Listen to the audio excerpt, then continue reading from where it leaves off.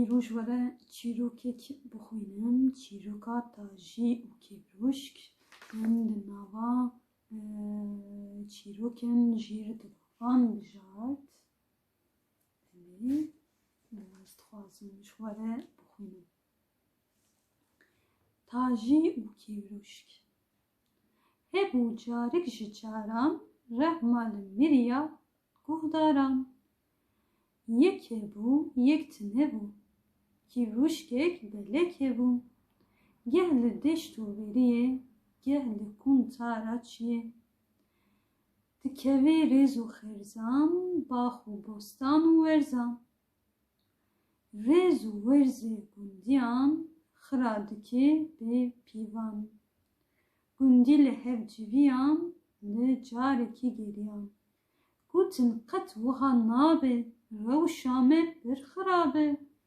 وی کیروشکا بل ریش بمه نهشته زبش ام خفیکان ودن جبو انوی برندن دافو خفیک بگirtin جبو کیروشک بگirtin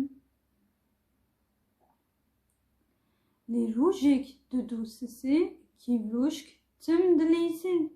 gundiyam çun çikirin tajiyek peyda kirin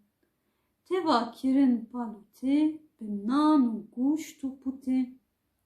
taji kirin minamar kalev u şemu zuhar pişt razbun minatri rabun birin neçiri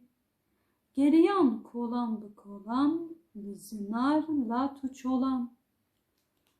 latu lat devi devi dar be dar zevi zevi berbe berke fakeçun guhen tajiye belbun kivruşke pejnavan kir xwed beruje werkir ew tajiye pırt û têr xwe dike biling û şêr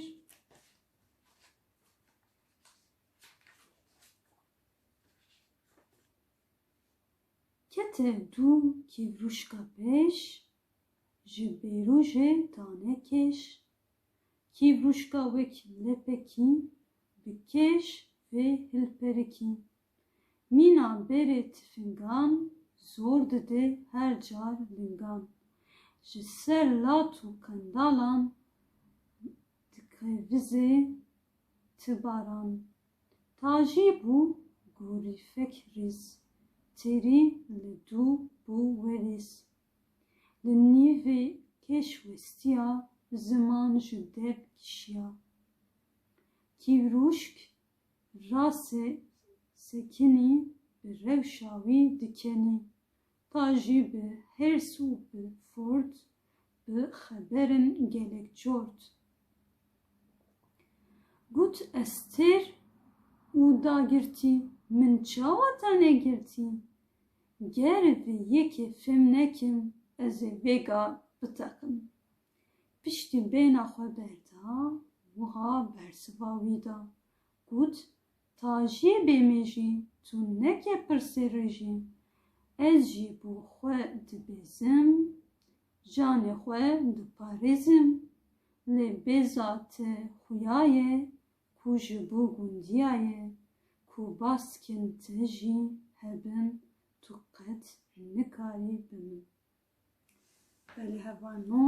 hêvîdarim ku kêfa we bû min xwest tiştek wisa bikim çîrok jî gelek giringin